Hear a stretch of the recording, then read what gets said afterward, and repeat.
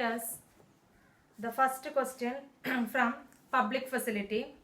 In what respect its criterion used by UNDP for measuring development of the countries different from the one used by the World Bank? UNDP uses educational level of the people. Okay, UNDP used educational levels of the people, their health status and per capita income as the criteria for measuring development of the countries, whereas the World Bank takes into consideration only the per capita income. World Bank consider only one thing, that is the per capita income, but in case of UNDP that consider health status and per capita income. That is the speciality, or that is the difference. Another question, which neighboring country has better performance in terms of HD, that means human development, than India? Which neighboring country? Sri Lanka. What is the rank of India as per the HDI report of 2014? That is 135. Listen, the rank of India as per the HDI report of 2014 is 135. What was India's per capita income 2011? US dollar 5,150. 5,150. State any one public facility needed for the people. Any one public facility needed for people. Pollution-free environment. What is pollution-free environment? Life expectancy at birth denote average expected length of life of a person at the time of birth. Okay. But here is one question. What is life expectancy? We already discussed it. Life expectancy denote the average expected length of life of a person at the time of birth. Write any one indicator of the Human Development Index. One indicator. The indicator of Human Development Index is educational level of the people. It is included, educational level of the people. Another question.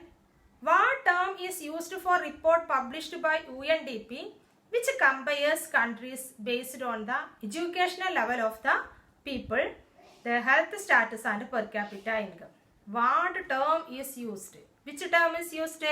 Human Development Report, HDR. Which neighboring country had a better performance in 2013 in terms of development than of India? Which country? Sri Lanka. Which organization publishes the UN Development Report? Which organization? Okay. United Nations Development Program. Shortly we say UNDP. That is the organization. Name any two things that money cannot buy. What are the two things?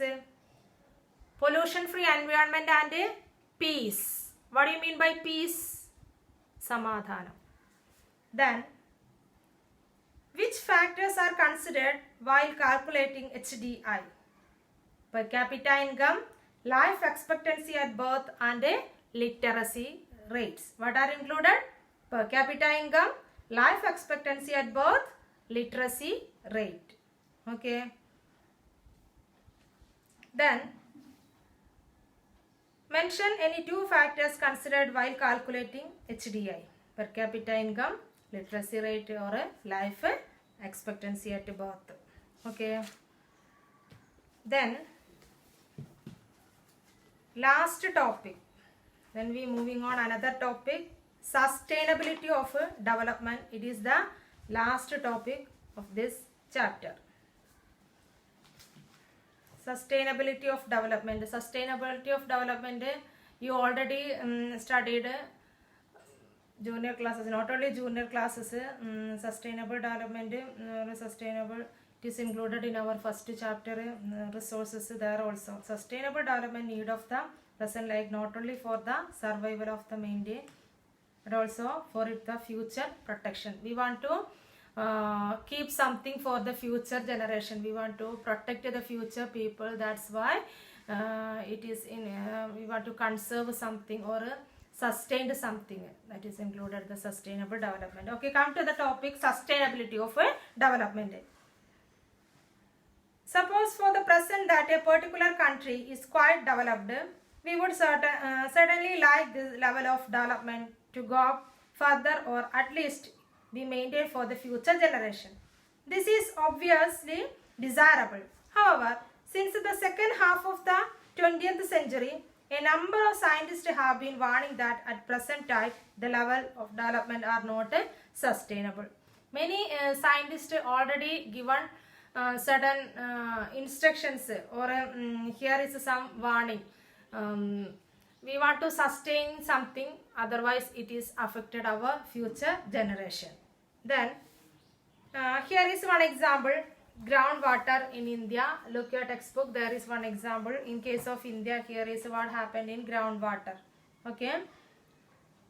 Recent evidence suggests that the groundwater is under serious threat of overuse in many parts of the country. In many parts of the country, overuse of groundwater that is affected the life of the people. About 300 districts have reported a water level decline of over 4 meters during the past 20 years. Nearly 1/3 of the country is overusing their groundwater reserves.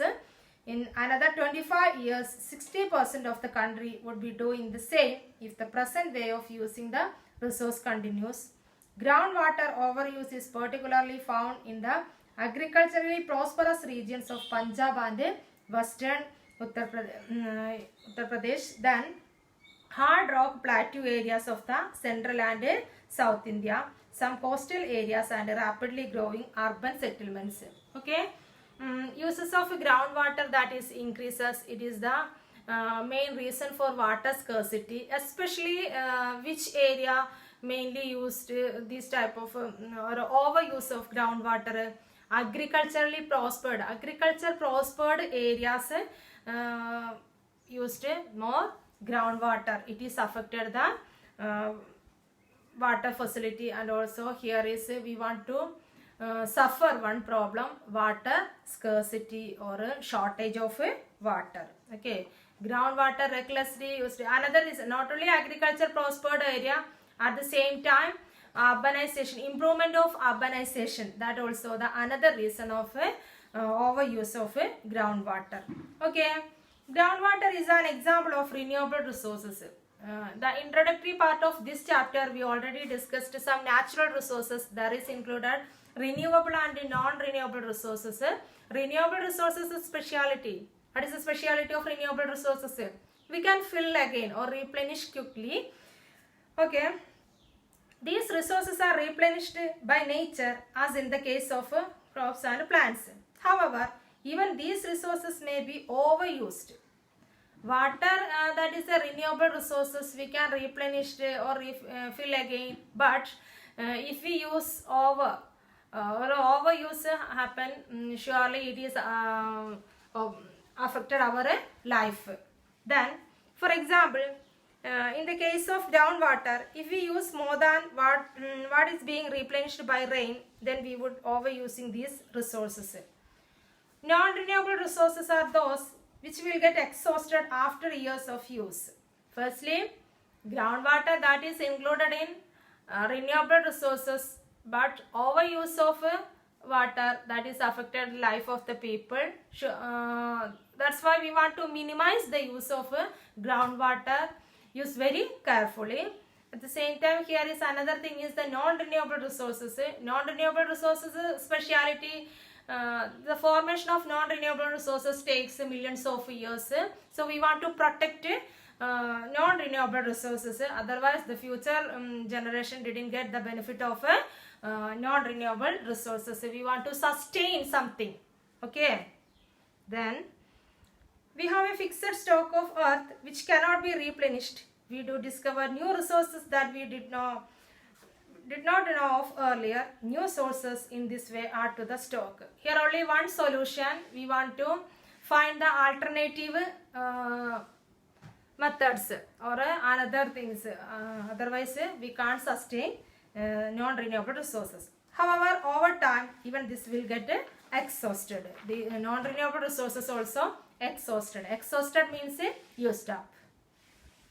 Consequences of environmental degradation do not respect national or state boundaries. This issue is no longer region or a nation specified. Our future is linked together. Sustainability of development is comparatively a new area of knowledge in which scientists, economists, philosophers and other social scientists are working together. Okay, here already scientists gave some warning. We want to sustain some valuable resources, renewable and also non-renewable resources. That's why here is many types of conserving method used. We want to sustain these things. In general, the question of the development or progress is perennial. At all times, as a member of society and as individuals, we need to ask where we want to go, what we wish to become and what our goals are. So, the debate on the development continues. Listen. Here is always want to think about development. Okay, on the basis of this chapter we understood many things. What is development, on what basis we can consider the development, not only one person's development, our country's development and overall development. Okay, this chapter is over. We want to discuss some more important questions later and to be continued on another chapter. The next time we want to discuss a new chapter from economics, our second chapter, the sectors of the Indian economy. Okay, later we want to discuss. Okay, thank you.